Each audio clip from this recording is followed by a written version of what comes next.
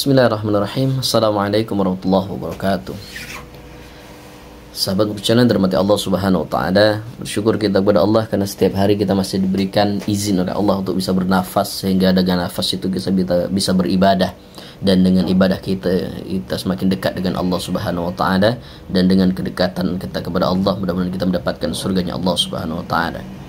Saudaraku sahabat berjalan dirahmati Allah Subhanahu wa taala, di zaman sekarang digital ini luar biasa perkembangannya. Media sosial ini sudah menjadi rumah kedua bagi manusia, ya. Sudah menjadi rumah kedua bagi manusia. Karena kadang orang mendapatkan kenyamanan itu di media sosial. Media sosial jadi tempat curhat, media sosial jadi tempat bercerita, jadi tempat berkeluh kesah, ya. Kadang malah tidak mau dia bercerita dengan keluarganya sendiri, tapi dia pengen berceritanya dengan media sosial. Karena dia merasa kalau curhat di media sosial banyak orang yang bakal menanggapi, banyak orang yang merespon, banyak orang yang ngasih motivasi, ngasih semangat gitu ya. Padahal ya enggak juga. Bahayanya media sosial itu kalau kita curhat atau galau di media sosial, efeknya apa? Orang yang nggak suka dengan kita itu jadi seneng gitu ya. Ini lagi kesusahan hidup dia ini gitu kan. Jadi teman-teman sekalian yang dirahmati Allah Subhanahu wa taala, dalam bermedia sosial pun kita harus bijak, khususnya kalau kita mencari referensi atau mencari guru yang berkeliaran di media sosial. Jadi kalau kita pengen cari guru atau pengen cari ilmu tambahan khususnya dalam ilmu agama, dan ini kita carinya di dunia maya, maka harus berhati-hati sekali. Kenapa harus berhati-hati? Karena kan kita nggak tahu tuh asal usulnya dari mana, belajarnya dengan siapa, atau mondoknya di mana, kita nggak tahu. Yang kita tahu dia viral, banyak yang ngikut, sehingga apa? Oh, kita senang ikut juga gitu ya. Kan sekarang ini apa-apa itu gampang banget viral. Kalau yang fakta, yang realistis itu kadang malah anyep ya. Nggak ada yang nganggep, nggak ada yang respon. Tapi kalau udah sesuatu yang sifatnya nyeleneh, nggak masuk akal, dan nggak logis lah gitu ya, ini malah cepat viral ya.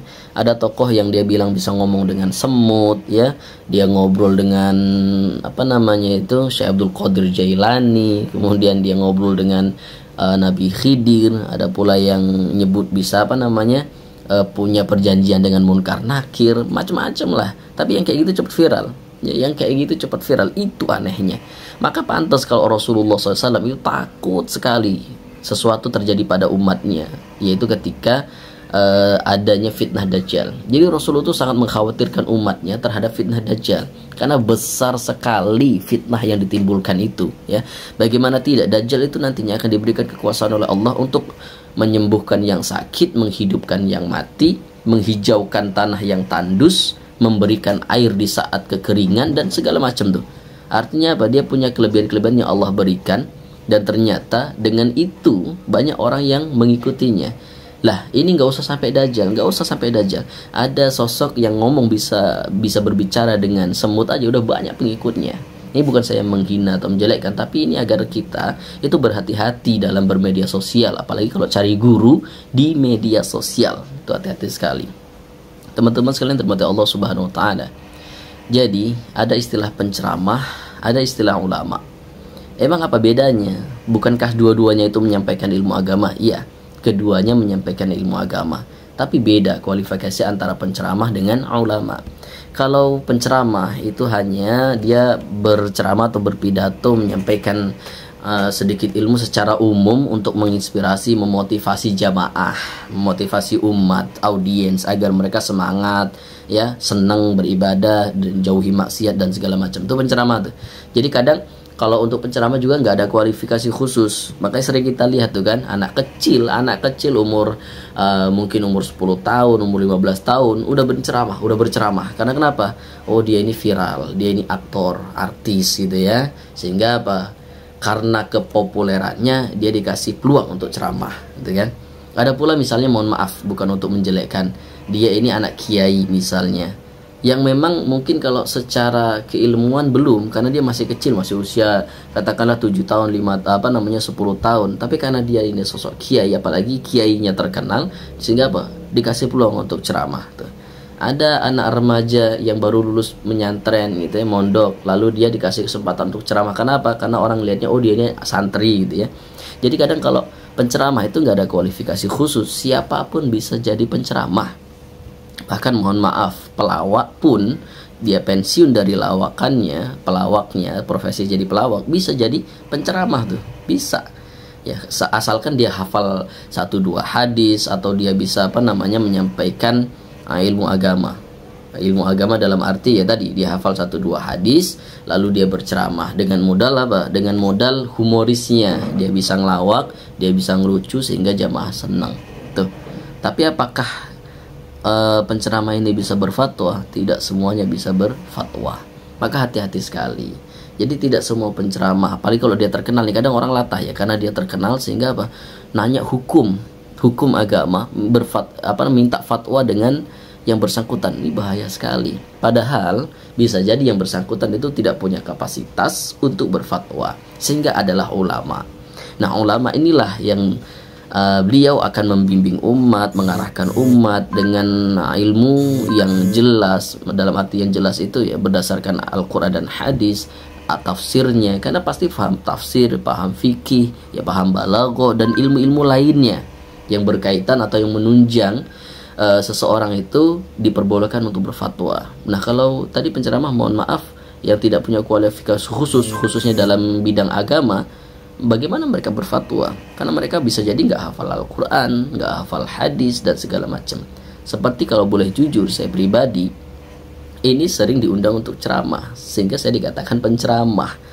Maka kalau ada orang yang manggil ustadz, kadang saya nggak pas, merasa nggak suka dalam arti karena saya merasa belum sampai pada makom itu ya, makom untuk dipanggil ustadz. Saya merasa belum pas untuk sampai ke sana. Karena kadang kalau orang sudah dipanggil ustadz, ini jadi rujukan, itu bahayanya itu. Orang kalau udah senang dipanggil ustadz, dia bakal jadi rujukan. Dikit-dikit nanya, tuh tanya ke ustadz ini, tanya ke ustadz ini. Itu yang khawatirnya tuh begitu. Apalagi kalau nanya hukum. Maka saya pribadi kalau ada jamaah yang bertanya tentang suatu hukum, nggak berani kita jawabnya langsung. Kalau nggak pernah kita baca dalam kitab atau mungkin pernah kita dengar.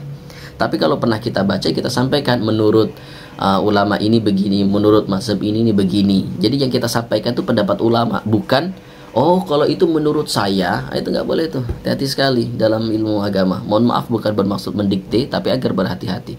Nggak boleh sekali. Kenapa? Belum sampai kapasitas untuk berfatwa. Maka kita nggak boleh merasa lebih hebat daripada ulama-ulama kita. Ulama kita, mereka sudah karang berbagai macam kitab yang di dalamnya itu ada hukum-hukumnya. Pertanyaan-pertanyaan yang biasa muncul itu udah ada semua sebenarnya. Tinggal kita cari saja referensinya, bukunya dan segala macam kitabnya ya.